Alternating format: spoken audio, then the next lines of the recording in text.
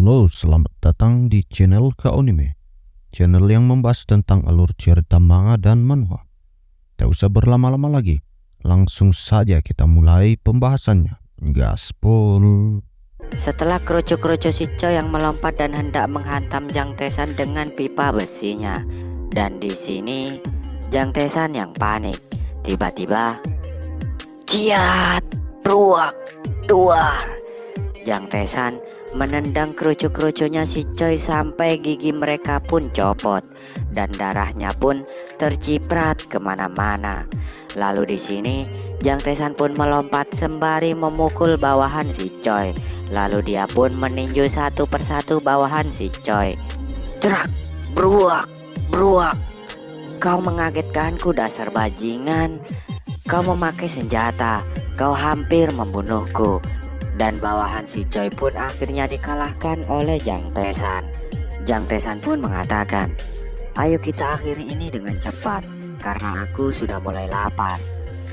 Kata Jang Tae-san yang seusai menghajar para bawahan si Choi tadi sambil berdiri dengan pose kerennya. Ya, Jang Tae-san di sini ini menggunakan 5 elemen Tai Chi. Si Choi yang melihatnya pun jadi terkejut. Begitupun juga dengan bawahan si Choi yang ada di belakangnya. Di sini si Choi pun mengatakan, lakukan apapun untuk mengalahkannya. Cepat serang dia. Siap Huyong Nim. Hurra! Para bawahan yang tersisa pun akhirnya maju untuk menyerang Jang Tae-san. Dan di sini melihat para bawahan si Choi itu masih berani melawannya, Jang Tae-san pun mengatakan, orang-orang bodoh ini, apa kalian pernah melihat protagonis yang dikalahkan oleh gangster di dalam film? Jang Tae-san pun mengatakan hal tersebut sembari melompat dan ingin menyerang mereka juga. Di sini sembari tersenyum, Jang Tae-san pun mengatakan, waktunya pertunjukan. Dan cerah, wah, beruak, wah. Jang Tae-san pun menghajar seluruh bawahan Choi yang masih berani melawannya. Mereka pun dibuat pingsan babak belur oleh Jang Tae-san dengan begitu mudah. Ya, solo versus squad dan dimenangkan oleh Jang Tae-san. Di sini Jang Tae-san pun mengatakan, protagonis di sini sekarang dan tidak lain tidak bukan adalah aku. Mereka yang menertawakanku. Akan kuhancurkan kalian semua sekaligus. Melihat Jang Tae-san yang berhasil mengalahkan para bawahan si Choi itu dengan begitu mudahnya, teman-teman Jang Tae-san di sini pun dibuat terkejut dan mereka pun mengatakan, apa? Tidak mungkin. Ya, mereka pun mengatakan hal tersebut sembari masih saja menonton Jang Tae-san yang masih saja menghajar para bawahan si Choi. Hahaha, anak-anak ini, mana kekuatan kalian? Kata Jang Tae-san ini yang terlihat bersenang-senang menghajar bawahan si Choi. Melihat ada musuh lagi di dekatnya, Jang Tae-san pun mengatakan, hei, kau yang ada di sana, kemari. Ya, kau, aku bilang cepat kemari. Ucap Jang Tae-san ini dengan senyum pesaikonya. Melihat Jang Tae-san berkata seperti itu sehabis menghajar rekan-rekannya, para bawahan si Choi ini pun mengatakan, jangan panik dan serang dia secara bersama-sama. Hurra! Melihat para kerucu si Choi berdatangan ke arahnya, Jang Tae-san pun mengatakan, bagus, ya benar seperti itu. Kalian datanglah bersama-sama. Dan tiba-tiba, cuak! Para bawahan si Choi pun langsung dibantai habis oleh Jang Tae-san dengan sekali lompatan. Dan si Choi yang melihatnya, ia pun jadi sangat terkejut. Dan dia pun mengatakan, bajingan gila itu sebenarnya siapa dia? Sembari di belakang Jang Tae-san ada banyak tumpukan murid yang sudah dia kalahkan. Teman-teman Jang Tae-san yang melihatnya pun jadi bersorak untuknya. Jang Tae-san, kau bisa melakukannya. Gila, ini seperti dalam film. Melihat teman-temannya yang hanya bersorak di belakangnya itu, Jang Tae-san pun di sini mengatakan, apa yang kalian lakukan guys? Cepat laporkan ini ke 119 dan hubungi 112 untuk ambulan. Katakan bahwa temanmu ini diserang oleh para gangster. Teman-teman Jang Tesan di sini pun menjawab, "Apa? Oh iya, baiklah. Tapi sepertinya orang yang dipukuli bukan kau, tapi mereka." Di sisi lain di tempat si Choi melihat Jang Tesan yang menghajar bawahannya dengan begitu mudah. Di sini si Choi pun berkata dalam hati, "Gidong Hyung Nim memintaku untuk memastikan kita harus berhasil. Jika kita gagal di sini, bukan hanya organisasi, tapi Hobei juga akan meremehkan kita." Setelah mengatakan itu, si Choi pun langsung mengeluarkan pisau dari bajunya dan bersiap menyerang Jang Tesan yang sedang asik mengobrol dengan teman-temannya. Di sini, si Choi pun mengatakan, "Bajingan ini, aku akan membunuhmu Jang Tesan." Teman-teman Jang Tesan yang melihat si Choi hendak menusuk Jang Tesan itu pun sentak berteriak, "Tesan, di belakangmu, menghindar!" Teriak teman-teman Jang Tesan ini yang panik. Tapi ternyata Jang Tesan ini sudah sadar ada si Choi yang hendak menusuknya dari belakang. Dengan lirikan seriusnya, Jang Tesan di sini pun mengatakan, "Choi Hyuk-chan, aku akan membuatmu menyesal dengan pilihanmu hari ini." Ucap Jang Tesan ini dengan lirikan mautnya. Dan set, si Choi pun menusuk Jang Tesan, tapi sayangnya Jang Tesan berhasil menghindarinya dengan mudah. Lalu Jang Tesan pun berputar dan memegangi lengan si Choi dengan sangat kuat, lalu mematahkan tangannya. Si Choi pun merasa kesakitan karena tangannya dipatahkan oleh Jang Tesan.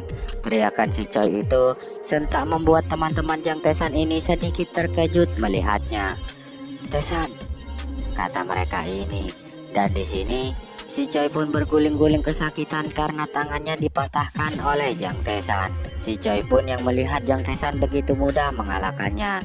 Dengan terkejut, dia pun mengatakan, "Sebenarnya siapa kau ini?" Tapi Jang Tesan pun hanya diam dan menatap si Choi di balik bayang-bayang sinar matahari yang membelakanginya.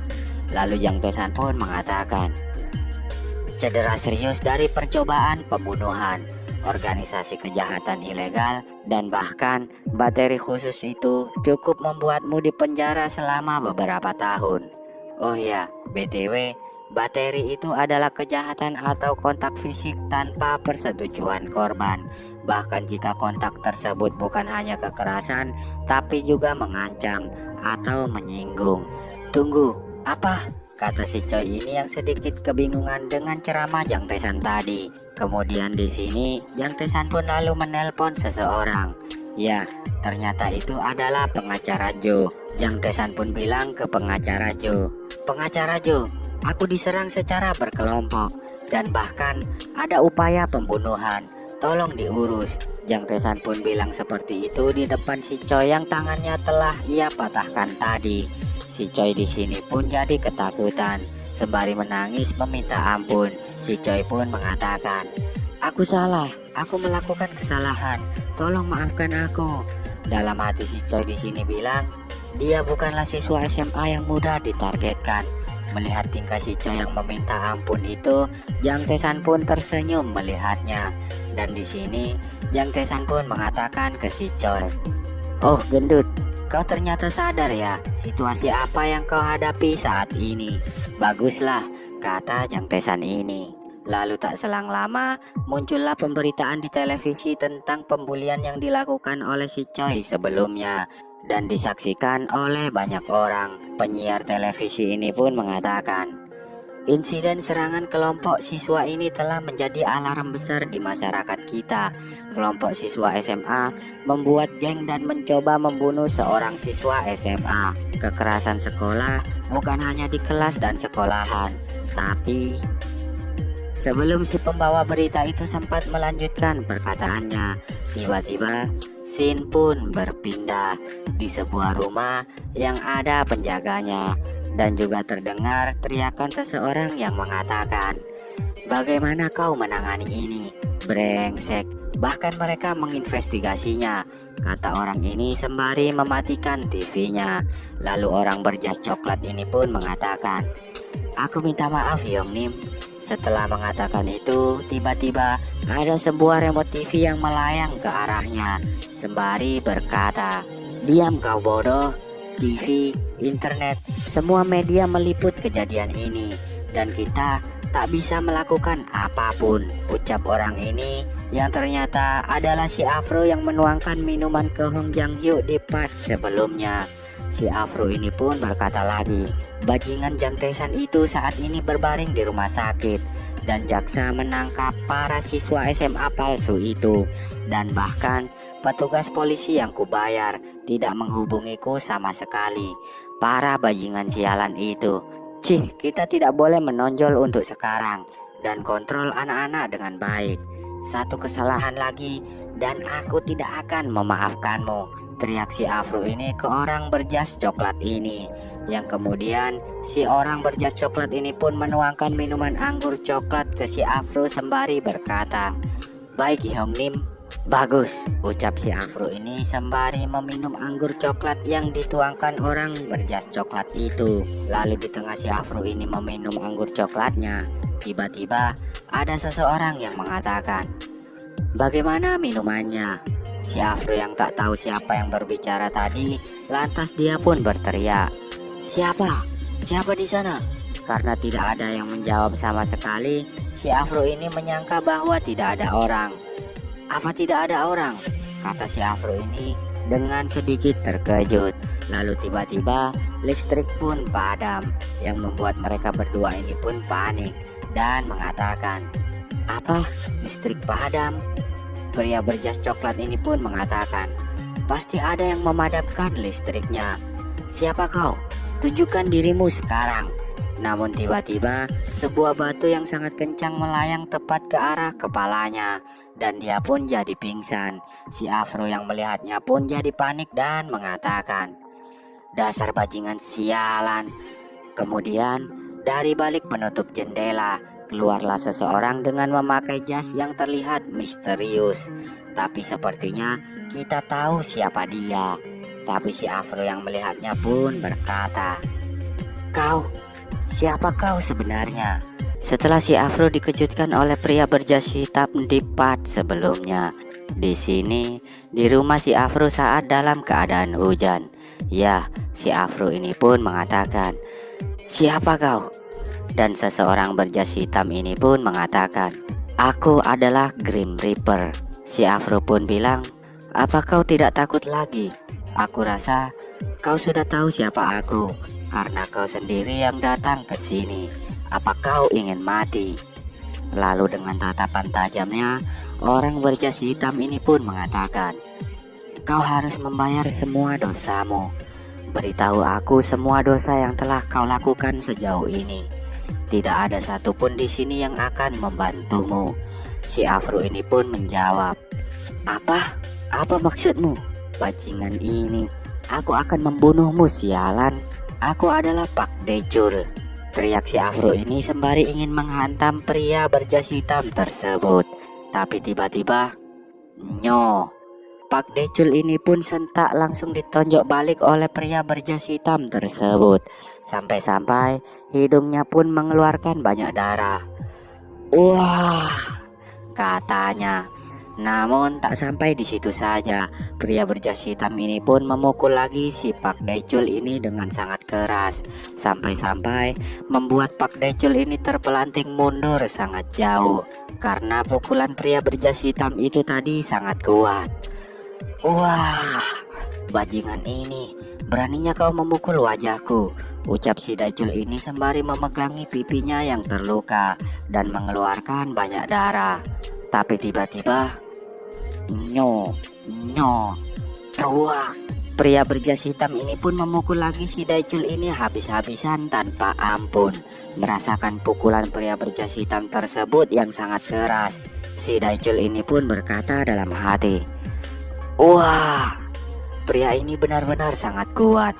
Dan jujur saja, dia sangat menakutkan. Dan tiba-tiba pria berjas hitam ini pun mengatakan, kau telah membunuh banyak orang. Dengan ketakutan, Dae-chul pun mengelak dan mengatakan, tidak, aku tidak membunuh siapapun. Sembari ingin memukul Dae-chul lagi, pria berjas hitam ini pun bilang, oh, benarkah? Ya, aku mengatakan yang sebenarnya.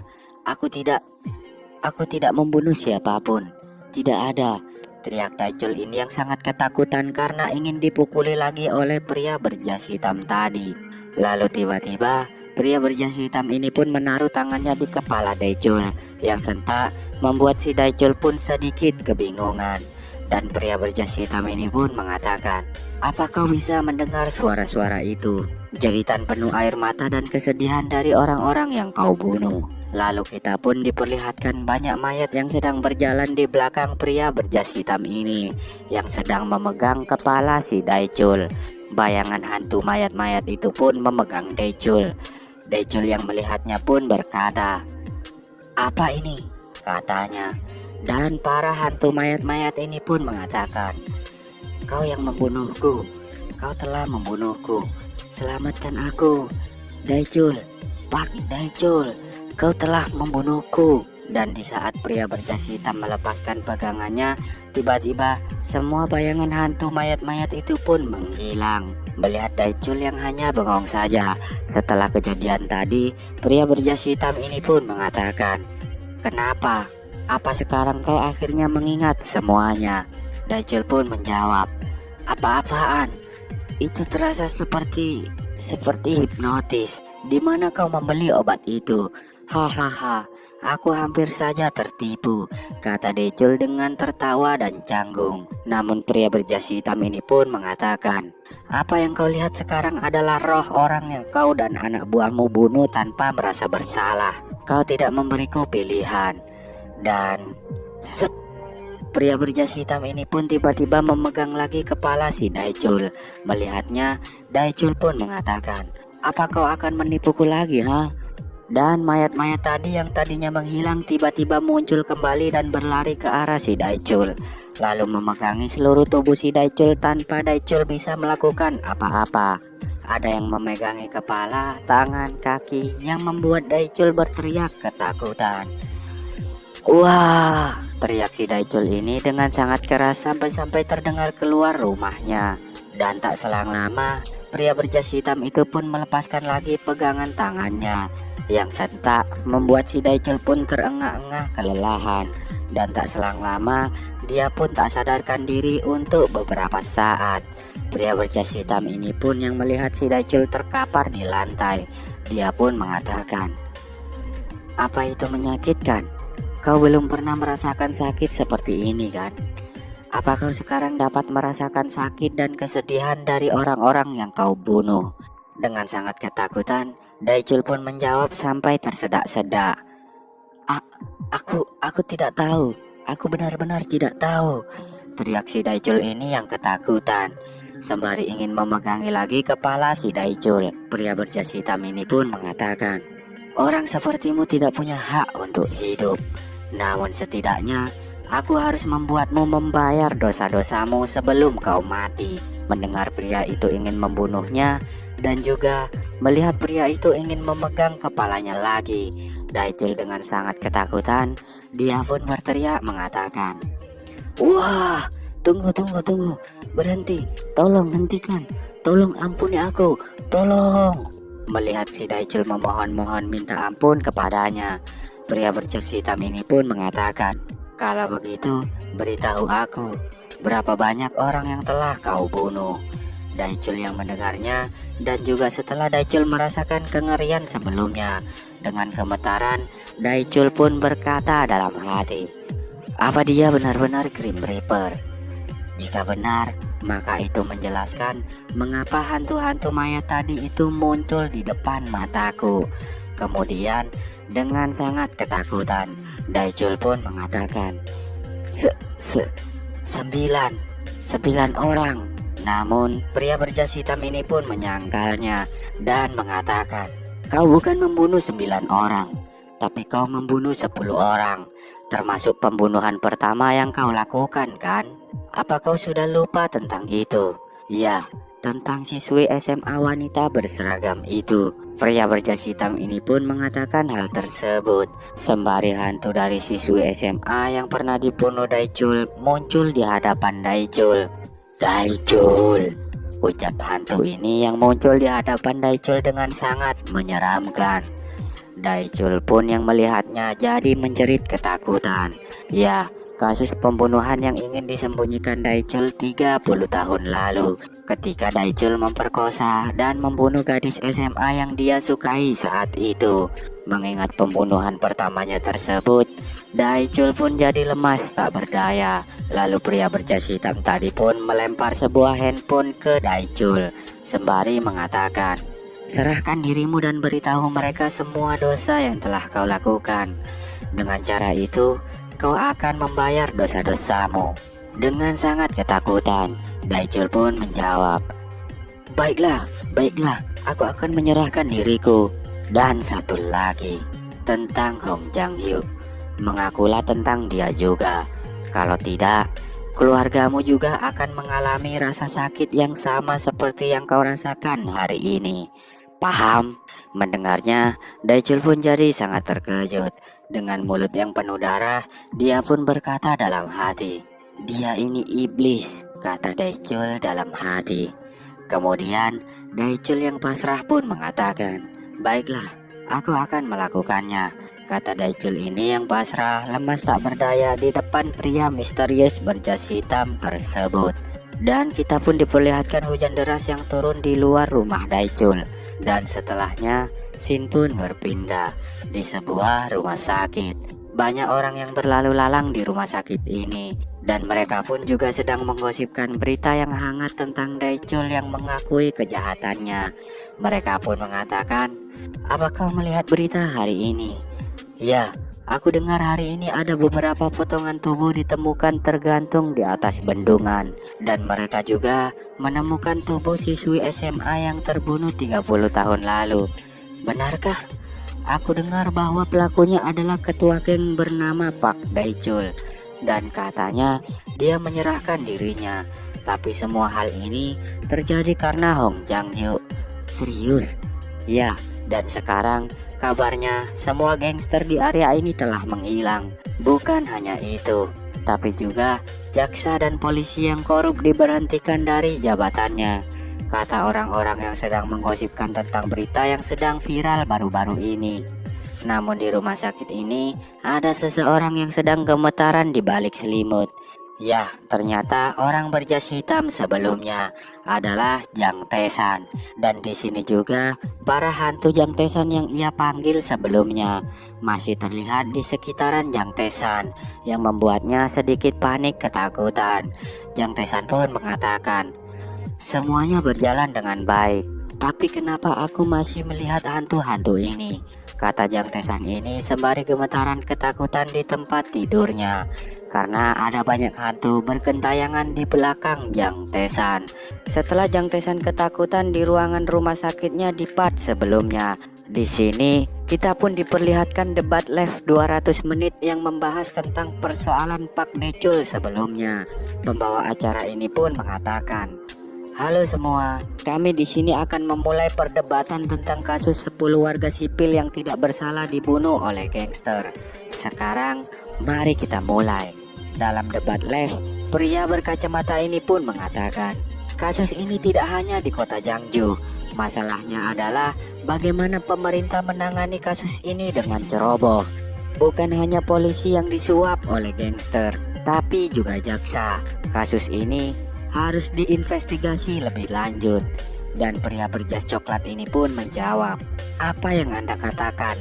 Bukan hanya itu saja, ada juga kecurigaan bahwa politisi dari partai oposisi terlibat juga dalam kasus ini.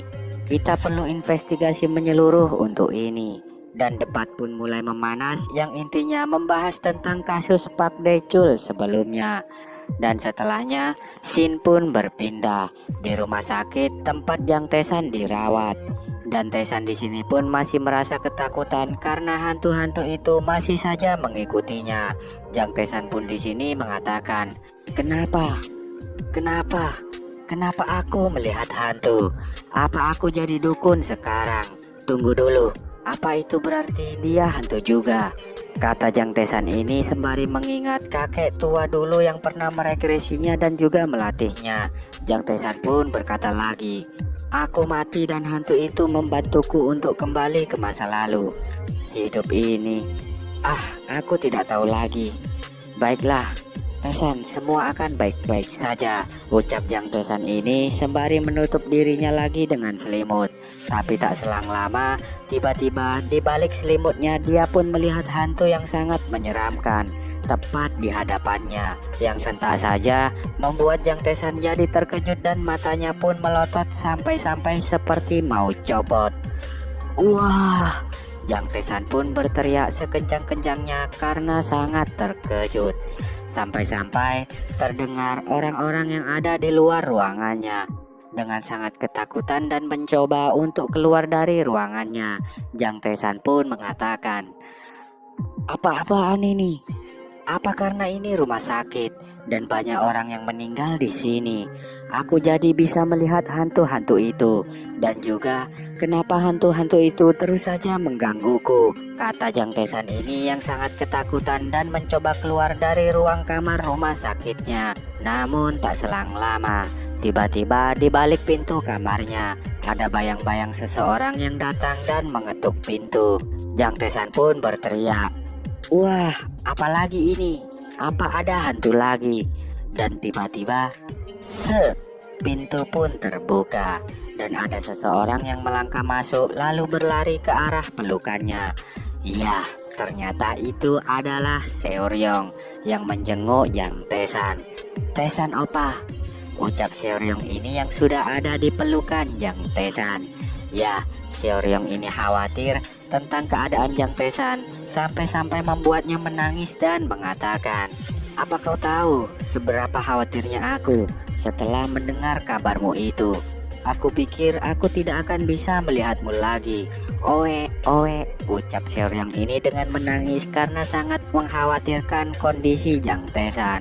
Tapi di sisi Jang Tesan melihat Seoryong yang tiba-tiba berada di dalam pelukannya, dia pun jadi sangat terkejut dan berkata, "Tunggu, Seoryong, bukankah kau seharusnya belajar di sekolah? Apa yang kau lakukan di rumah sakit ini?" Sambil menangis, Seoryong pun menjawab, "Apa yang perlu dipelajari kalau belum waktunya ujian semester?" "Oe, oe," ucap Seoryong ini yang masih menangis dan masih saja memeluk Jang Tesan erat-erat. Lalu Seoryong pun melepaskan pelukannya dan menatap Jang Tesan sembari berkata, "Dan juga belajar tidak akan membuatku jadi bintang idol besar." Jang Tesan pun yang sedikit panik dan gugup setelah dipeluk dan ditatap oleh Seoryong.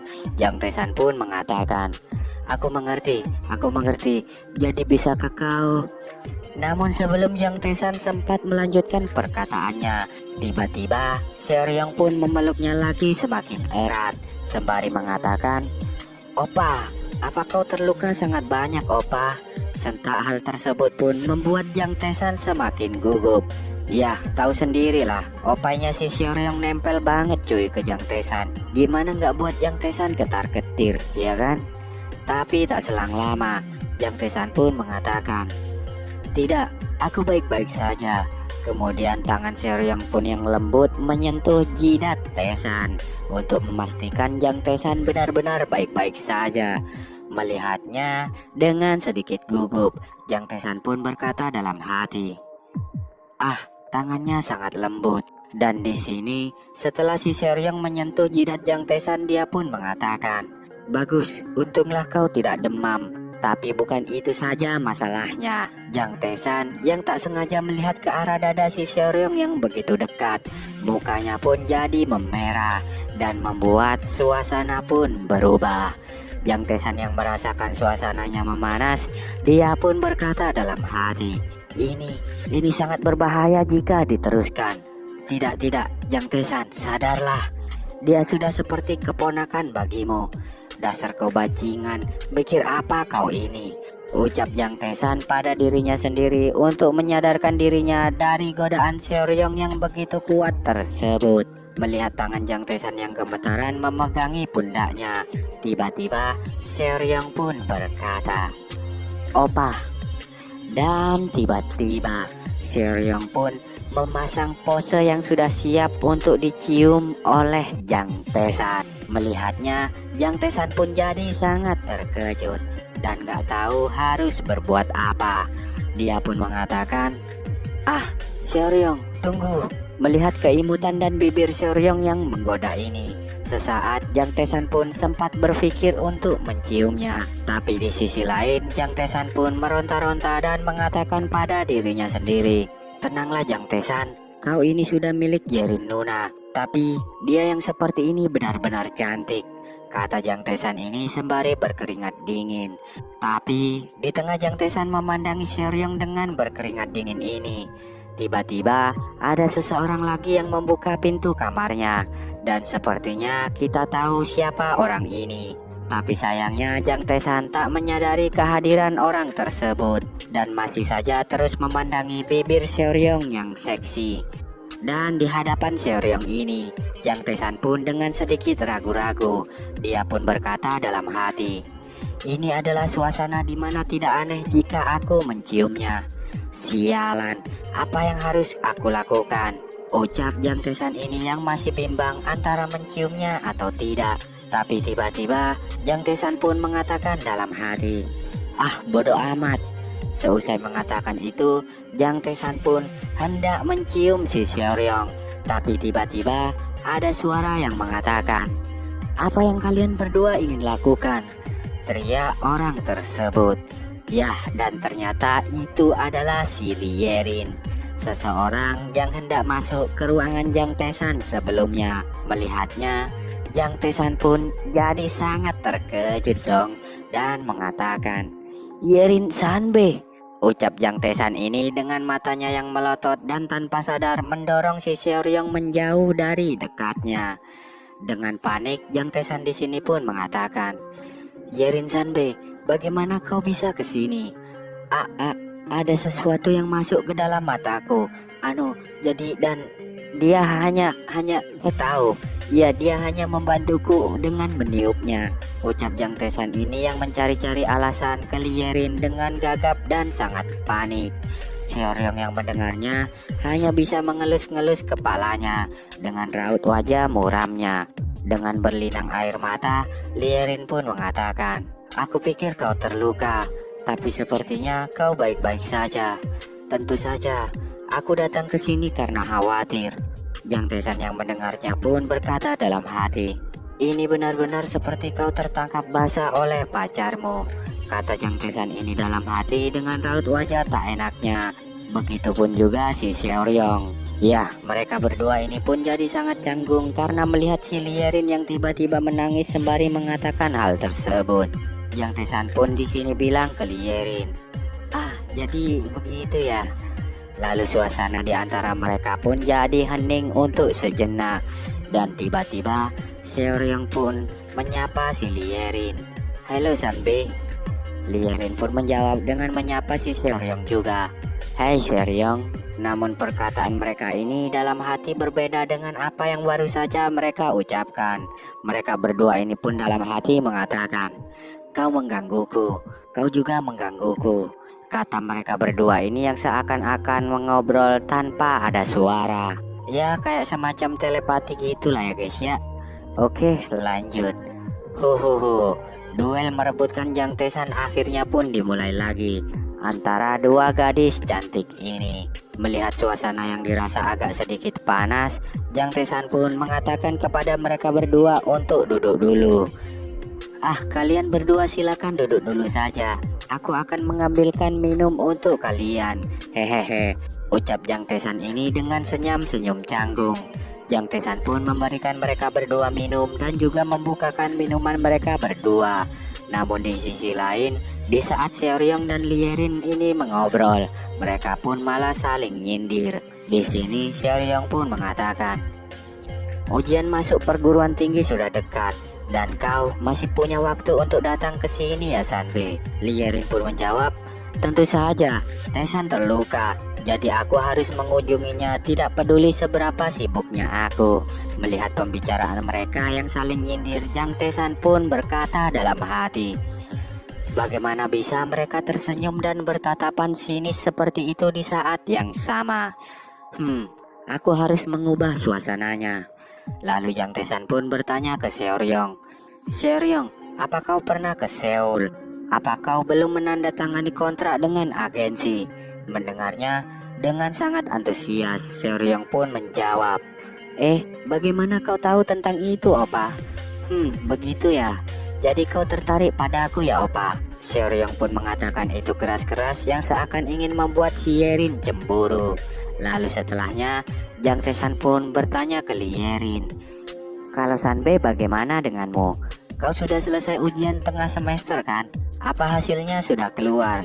Yerin pun menjawab, ya, aku melakukan apa yang bisa kulakukan. Aku lulus semester 2, tapi bagian tersulitnya adalah esai. Jang Tae-san pun mengatakan, apa yang kau khawatirkan, Sanbe? Catatan akademik rapotmu kan sempurna. Kau akan lulus, Sanbe. Kau pasti lulus, ucap Jang Tae-san yang menyemangati si Yerin. Dengan tersenyum, Yerin pun menjawab, oh ya ampun, benarkah? Melihat kedekatan mereka berdua itu pun membuat si Seoryong sedikit cemburu.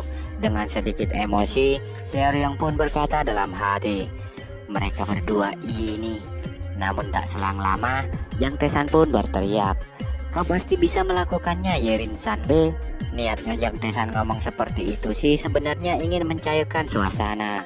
Dan di sini setelah mengatakan hal tadi, Jang Tae-san pun berkata dalam hati, yes, dengan begini akhirnya aku bisa mencairkan suasana. Suasana akan terasa lebih ringan jika aku memuji mereka berdua.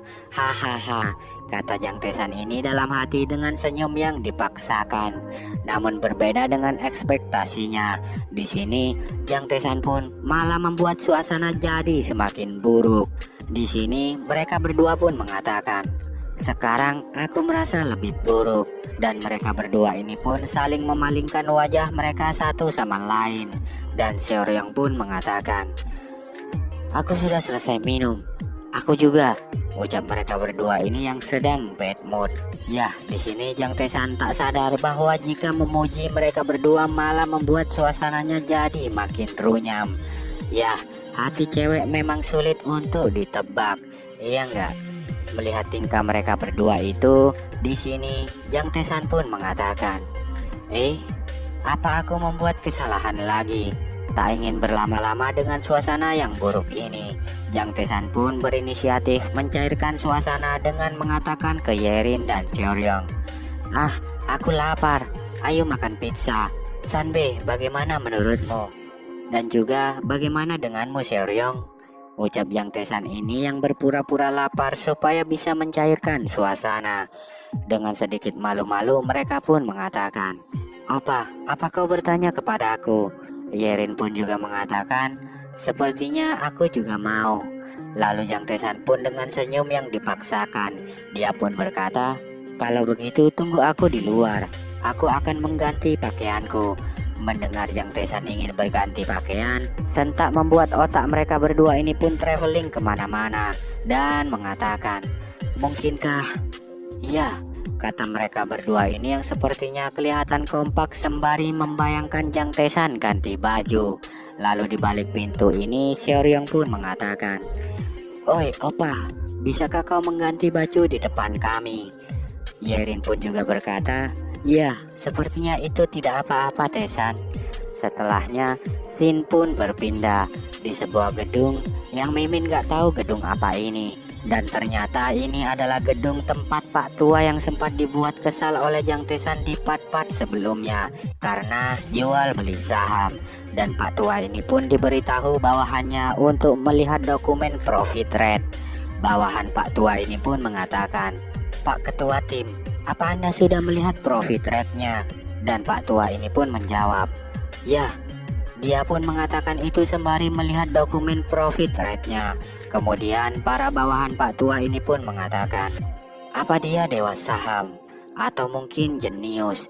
Aku sudah meninjaunya dan dia melakukannya dengan sangat baik. Semua dana juga digunakan, tapi secara hukum dia adalah orang yang luar biasa. Ya, sepertinya kita tahu siapa yang sedang dibicarakan mereka ini. Siapa lagi kalau bukan MC kita Jang Tae-san, iya kan? Oke, lanjut.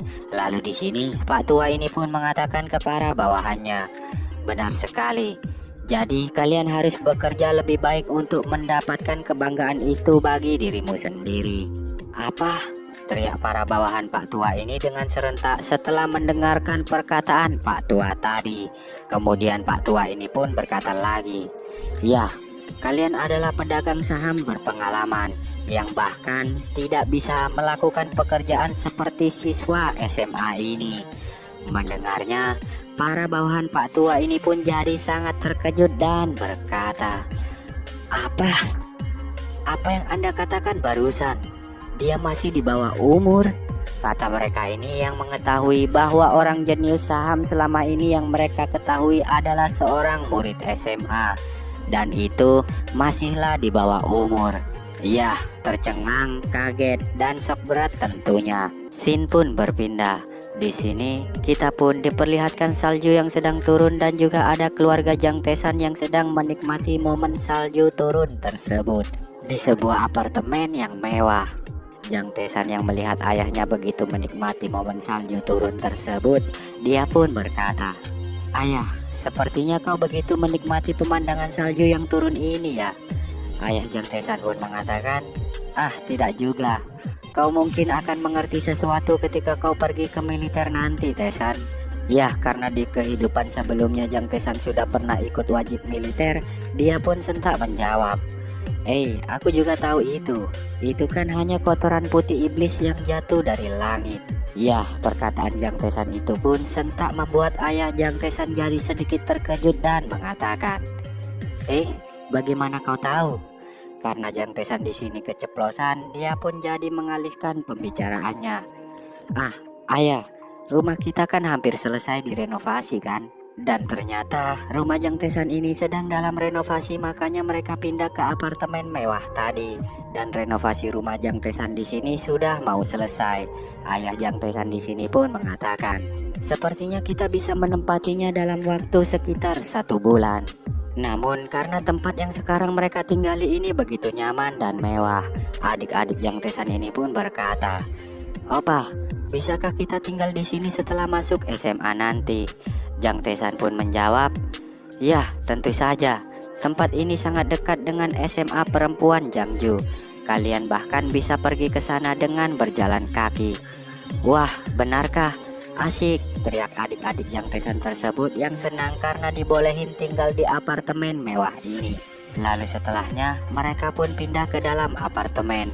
Melihat potongan apel yang begitu bagus tersusun dengan rapi, adik Jang Tae-san ini pun mengatakan, "Bagaimana ibu bisa memotongnya seperti ini?" Ibu Jang Tae-san pun hanya tersenyum mendengarnya. Dan ayah Jang Tae-san pun menjelaskan, ada banyak sinar matahari dan kualitasnya ditingkatkan dengan nutrisi alami yang baru ditambahkan. Jika begini, sepertinya koperasi akan menerima apel kita, kata ayah Jang Tae-san ini yang sudah merasa bangga karena bisnisnya sekarang berjalan lancar, sembari dikupaskan apel oleh istrinya. Wah, ayah sekarang menjadi petani organik yang benar-benar hebat, teriak si kembar ke ayahnya.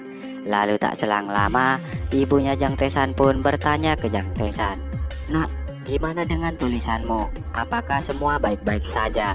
Jang Tae-san pun jadi terkejut dengan pertanyaan ibunya itu, dan hampir saja tersedak oleh buah apel yang akan Jang Tae-san makan. Jang Tae-san pun mengatakan dalam hati, "Kenapa ibu tiba-tiba bertanya seperti itu?" Lalu Jang Tae-san pun bilang ke ibunya, "Tentu saja Bu, semua baik-baik saja. Dan aku juga baru menyerahkan 20 manuskrip tulisanku. Penerbit mengatakan tidak ada yang perlu dikhawatirkan. Hahaha," kata Jang Tae-san ini dengan senyumnya yang kurang meyakinkan. Tapi adik-adiknya Jang Tae-san yang mendengar perkataan kakaknya itu, mereka pun mengatakan, "Opa, kau keren sekali. Apa aku harus memberimu pujian, Opa?" kata adik-adik Jang Tae-san ini yang begitu antusias. Kemudian tak selang lama, untuk mengubah topik dan agar ibunya tak bertanya terus mengenai pekerjaannya, Jang Tae-san pun bilang ke ibunya, "Ibu, sepertinya ibu tampak semakin muda ya." Dengan tersipu malu, ibu Jang Tae-san pun mengatakan, Tae-san, hentikan pujianmu itu. Kau membuatku malu. Ho, kata ibu Jang Tae-san ini yang tampaknya senang dipuji oleh Jang Tae-san. Jang Tae-san pun berkata dalam hati, "Siapapun tahu, dia menjadi wanita paling cantik di daerah ini sekarang." Dan tak selang lama, Jang Tesan pun memberikan sebuah amplop ke adik-adiknya. Ternyata amplop itu berisi uang 200.000 won yang sentak saja membuat adik-adiknya ini senang kegirangan.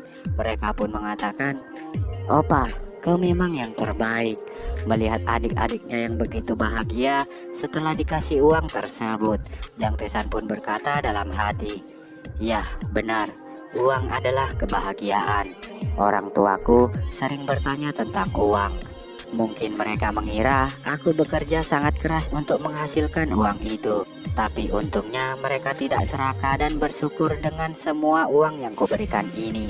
Si kembar bahagia hanya dengan uang saku 200.000 won. Kalau kau makan berlebihan, kau akan merasa cepat bosan. Begitupun juga dengan uang. Semua orang sama, tapi hanya aku satu-satunya yang telah berubah banyak. Akhirnya asetku kemarin mencapai 100 miliar won. Karena keuntungan astronomis yang kuperoleh, perusahaan sekuritas mungkin akan tertarik padaku sekarang, sama seperti perusahaan sekuritas tempatku bekerja di masa depan. Kukuku, dan ini semua akan jadi lebih menarik mulai sekarang. Dan tak selang lama, Jang Tesan pun bilang ke ibunya, "Bu, apa Tesan? Aku akan pergi berlibur ke luar negeri untuk sementara." "Apa? Ke luar negeri?" "Ya, aku ingin jalan-jalan agar aku bisa menemukan ide untuk menulis." Ibu Jang Tesan pun mengatakan, "Ah, itu apa kau akan pergi sendirian?" "Ya Bu, aku bukan lagi anak-anak." Hehehe. Mendengarnya, adik-adik Jang Tesan ini pun sentak terkejut dan mengatakan, "Apa? Kau ke luar negeri? Benarkah?" "Opa, bisakah kau membawaku juga? Aku bisa membawakan barang-barangmu." "Aku juga opa, boleh nggak?" Jang Tesan pun mengatakan, "Nggak boleh. Si kembar harus rajin belajar dulu." "Aigo," kata Jang Tesan yang melarang adik-adiknya ini untuk ikut. Lalu ibu Jang Tesan pun bertanya, "Tapi Tesan, apakah kau sudah mempersiapkan paspormu?" Jang Tesan pun menjawab, "Tentu saja Bu." Namun tak selang lama, ibu Jang Tesan pun berkata, "Hehehe, Tesan, apa ibu juga ikut denganmu?" Jang Tesan pun terkejut mendengarnya dan mengatakan, "Apa? Ibu juga ingin ikut?" Kata Jang Tesan ini yang diikuti tatapan manja dari adik-adiknya yang juga ingin ikut. Ibu Jang Tesan pun bilang, sebenarnya ibu juga bisa berbahasa Inggris, Perancis, dan Jepang. Kau tidak tahu kan? Hohoho." Jang Tesan pun sedikit terkejut mendengarnya. Begitupun juga adik-adiknya, karena mereka tak pernah mengetahui bahwa ibunya bisa berbicara 4 bahasa. Jang Tesan di sini pun berkata dalam hati, "Apa? Ibu bisa bicara 4 bahasa? Tapi kenapa aku tak pernah mengetahuinya selama ini?" Melihat ekspresi anak-anaknya itu yang terkejut, di sini ibu Jang Tesan pun mengatakan, "Kenapa kalian terkejut begitu? Kalian tahu ibu adalah lulusan Universitas Hongin." Jang Tesan yang masih tak percaya, dia pun sedikit shock dan berkata dalam hati, "Ibu benar-benar bisa bicara 4 bahasa. Aku putranya bahkan tidak mengetahuinya selama ini. Betapa menyedihkannya aku ini." Melihat Jang Tesan yang masih saja terkejut, ibu Jang Tesan pun bilang, "Ibu mempercayaimu nak. Semoga perjalananmu menyenangkan." Lalu tak selang lama, dengan sedikit menyombongkan dirinya, ayah Jang Tesan pun mengatakan, "Hahaha, kalian harus berterima kasih kepadaku. Kalian dilahirkan dengan wajah yang tampan dan otak yang cerdas, karena kalian menyerupai ibumu yang dipilih ayahmu ini." Namun dengan raut wajah seremnya, si kembar ini pun mengatakan, "Ayah, tapi jika bukan karenamu kami akan dilahirkan lebih sempurna lagi kan?" Dengan sedikit ketakutan, ayah Jang Tesan pun mengatakan, Apa?" Begitupun juga dengan ibu Jang Tesan. Dengan tersenyum, dia pun berkata, "Astaga, tapi itu mungkin benar juga sih, hehehe." Ya, gurauan mereka ini sempat membuat ayah Jang Tesan ini sedikit shock sampai-sampai tak bisa berkata apa-apa lagi. Melihat raut wajah suaminya yang lesu ini, ibu Jang Tesan pun memanggilnya, "Sayang, Ayah Jang Taesan pun hanya melirik lesu saat dipanggil. Tapi tiba-tiba ibu Jang Taesan pun memeluk ayahnya Jang Taesan sembari berkata, "Aku mencintaimu," yang sentak saja membuat ayah Jang Taesan ini jadi riang kembali. Melihat kemesraan orang tuanya itu, Jang Taesan dan adik-adiknya ini pun berkata, "Hah? Haruskah kalian melakukan itu di depan anakmu ini? Pasangan mesra ini benar-benar ya." Lalu salah satu adik Jang Taesan pun juga ikutan memeluk ayah Jang Taesan sembari berkata, "Aku menyayangimu juga ayah." Dan adik Jang Taesan satunya pun juga mengatakan, "Wah, lihat ini, tanganku jadi merinding." Melihat suasana harmonis keluarganya itu, sentak membuat Jang Taesan pun tersenyum senang dan dia pun berkata dalam hati, "Benar, perasaan ini perasaan yang menyenangkan." Melihat kakaknya yang hanya tersenyum dan diam saja, adik-adik Jang Taesan pun mengatakan, "Opa, kau juga harus mengatakan sesuatu. Apa yang kakak lakukan? Kenapa kakak hanya diam saja? Kemarilah, apakah kau malu, Kak?" "Baiklah, tapi jangan tarik aku," kata Jang Taesan dan adik-adiknya ini di balik jendela dengan turunnya banyak salju. Lalu tak selang lama, di balik kegelapan ini ada seseorang yang memanggil, "Anak muda, anak muda." Dan tiba-tiba Jang Taesan pun tersadar di tempat yang entah di mana. Dengan terkejut, Jang Taesan pun berkata, "Apa? Di mana ini? Apa yang terjadi?"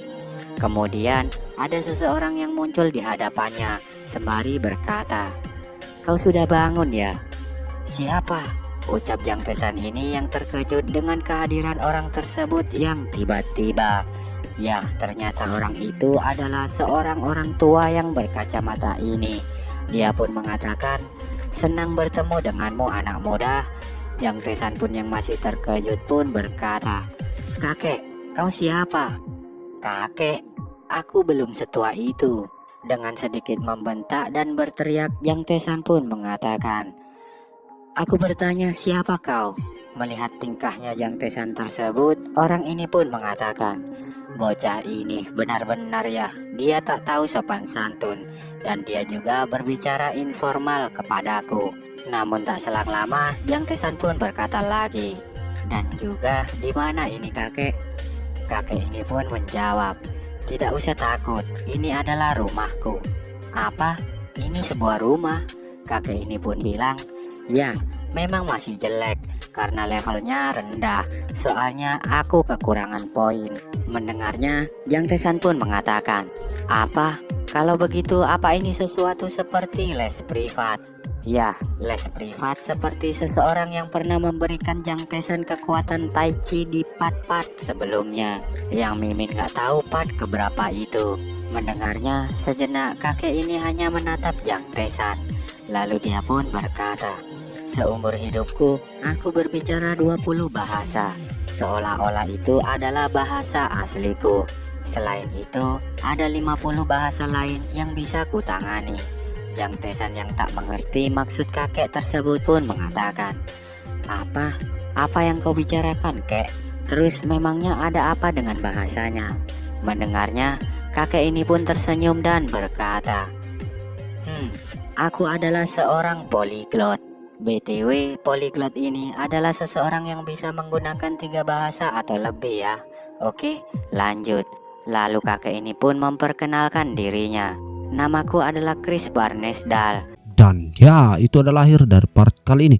Kalau begitu sampai di sini dulu ya Mas Bro. Salam Kaonime.